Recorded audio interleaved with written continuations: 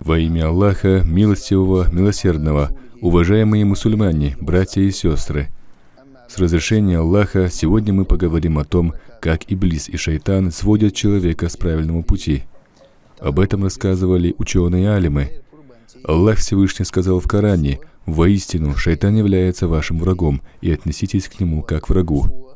Считайте Иблиса своим врагом, потому что Иблис строит козни, ссорит вас друг с другом, разрушает семьи, разъединяет сестер и братьев, государства травят друг на друга. Если люди будут знать, что все это вытворяет Иблис, то будут трудиться против него, а все остальное само собой устроится. Сегодня мы будем говорить о том, как Иблис сбивает людей с праведного пути. Ученые-алимы говорят, это будет доволен ими Аллах, что Иблис внушает человеку, что ему кто-то желает зла, придумывая разные причины, что если бы не было этого, то не случилось бы то-то. Человек находится все время в таком состоянии, что ему чего-то не хватает, не достанется, таким образом унижает твое достоинство.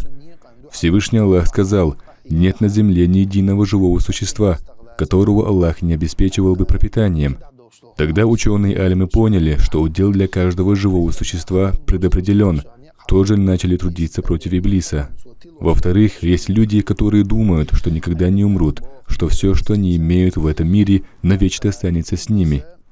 В Коране говорится: ни один человек, то есть ни одна душа не знает, что случится с ним завтра, ни один человек не знает, на какой земле он умрет. Этот аят не дает нам расслабиться, как мало времени остается нам в этом мире, чтобы исполнить все свои обязанности перед Аллахом. В мир иной мы не унесем ничего, кроме наших богоугодных дел. Таким образом, прочитав этот аят, мы противостоим Иблису, который желает, чтобы мы жили одним днем. В-третьих, в этом мире очень много соблазнов, роскоши, некоторые из них нам дозволены нашей религией, а другие, наоборот, недозволены по исламу, приводящие нас к унижению, оскорблению, сбивая с правильного пути. Тогда некоторые говорят, что неверующие живут красиво, пьют опьяняющие напитки, едят, что им хочется.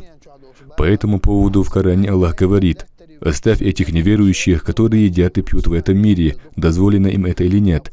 Ходят сытые, они довольствуются тем, что им не дозволил Аллах». Таким образом, к примеру, они стали богатыми, пусть они пьют и едят, но в судный день они за это будут наказаны. Уважаемые братья и сестры, в этом мире столько соблазна, что не сосчитать. Но поистине, если это не дозволено по исламу, то это не стоит и ломаного гроша. Более того, им придется за это отвечать, да смилуется над ними Аллах.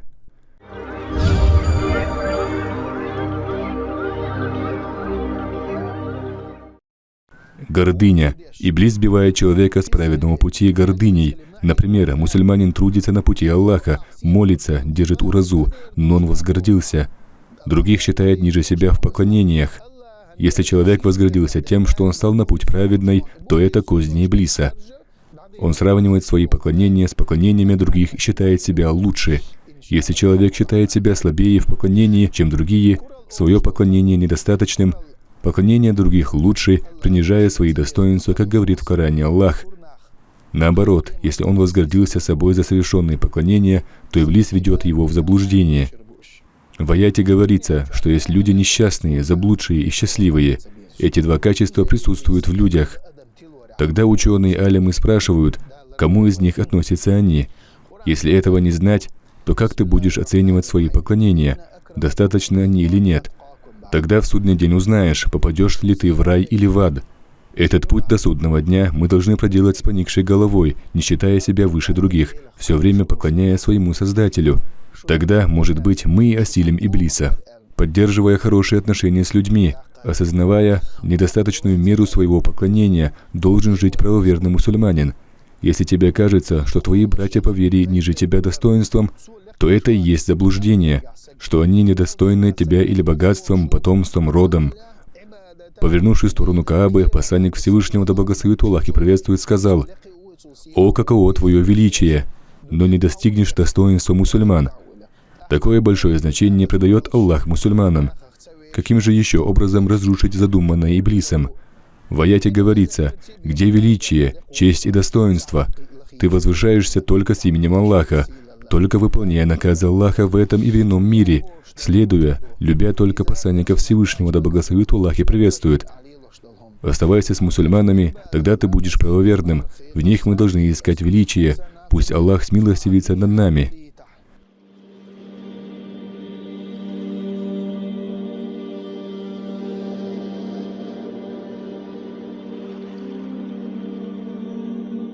Орудием Иблиса является ненависть. Ненависть заставила убить одного из сыновей Ибрагима. Кабиль убил своего брата Хабиля, посчитав, что он лучше его. С тех пор этот грех распространяется на этой земле. Пролито много крови на почве ненависти. Иблис внушает человеку ненависть, подобно огню, поддерживаемой дровами. Ненависть сжигает все твои поклонения, да защитит нас Аллах. Как же избавиться от ненависти? В Коране Всевышний говорит: «Мы распределили все между всеми людьми еще до их рождения, уделив кого-то нищетой, кого-то богатством, едой, одеждой. Если будешь недоволен чем-то из этого, то ты недоволен сотворением Аллаха», что в свою очередь является большим грехом. Каждый должен быть доволен своей участью. Таким образом, ты прикрыл дорогу Иблису, да защитит нас Аллах от этого. Скупость отдаляет от нас людей. Аллах любит щедрых, но Иблис может внушить нам скупость. Это качество Аллах не любит. Им недоволен Аллах. Как мы можем отделаться от нее? В Коране Всевышний говорит: «То, что вы видите, не останется, но то, что доволен Аллах, навсегда останется с вами». Скупость не дает человеку помогать ближним, семье, соседям, но этого не станет, то есть выбирать надо довольство Аллаха, тогда и скупость оставит нас, да защитит нас Аллах. Гордыня ненавистна Аллаху. В Коране Всевышний говорит: «В судный день высокомерные люди будут воскрешены в размере муравья. Другие люди будут пинать, топтать их ногами, даже не замечая. Даже людям ненавистны они, Аллах не любит их. Иблис мутит их сознание, да защитит нас Аллах». В Коране Всевышний говорит: «Праведный из вас тот, кто боится Аллаха». Что ты занимаешь высокий пост или из знатного рода, что ты не инвалид, что ты беден, это не возвеличивает человека перед Аллахом. Только поклонение и боязнь Аллаха возвеличивает человека в этом и в мире ином. Довольство Аллаха надо искать в молитвах, а не в сравнении себя с кем-то. Тогда как можно смотреть на людей свысока, когда Аллах любит только смиренных? Только поклонением можно возвыситься перед Аллахом, да смилостивится над нами Аллах. Поклонение ради лицемерия ненавистно Аллаху, будь это молитва, ураза, милостиня. Если совершается не ради Аллаха, то такое поклонение не принимается. Если ты построил медресе, подарил одежду, еду или что-то другое ради лицемерия, то твое поклонение напрасно. В Коране Всевышний говорит: «Желающий довольства Аллаха пусть совершает чистое поклонение без лицемерия, не ради чьей-то похвалы или имени, не совершая ширк. Если твое поклонение искренне ради Аллаха, то Аллах благословит тебя, возвысит в степени. В судный день Аллах позовет тебя по имени и скажет, что ты лучший из рабов, и наградит тебя раем из-за твоих поклонений, совершенных ради Аллаха. Да смилостивится над нами Аллах». Ученые-алимы говорят, что Иблис сбивает людей с праведного пути. Он мучает некоторых людей тем, что им всегда чего-то не хватает, чувством недостатка. Хотя они знают, что дающий Аллах, но они как бы надеются на себя. Они нетерпеливы к тому, что им Аллах дает. В Коране Всевышний говорит: «Богобоязненный, поклоняющийся, следующий Аллаху, пользуясь дозволенным, оставляя недозволенное, кто бы это ни был, то он не будет ни в чем нуждаться. В любой ситуации он найдет выход. Этому рабу мы дадим пропитание разными путями, о которых он даже и не подозревал, пока он находится в состоянии боязни перед Аллахом». Посланник Всевышнего, да благословит Аллах и приветствует, сказал: «Береги Аллаха, Аллах убережет тебя». Уважаемые мусульмане, все, о чем мы говорим сегодня, является тем, что Иблис сбивает людей с праведного пути. Но если мы богобоязненны, то Иблис не в силах бывает нам помешать.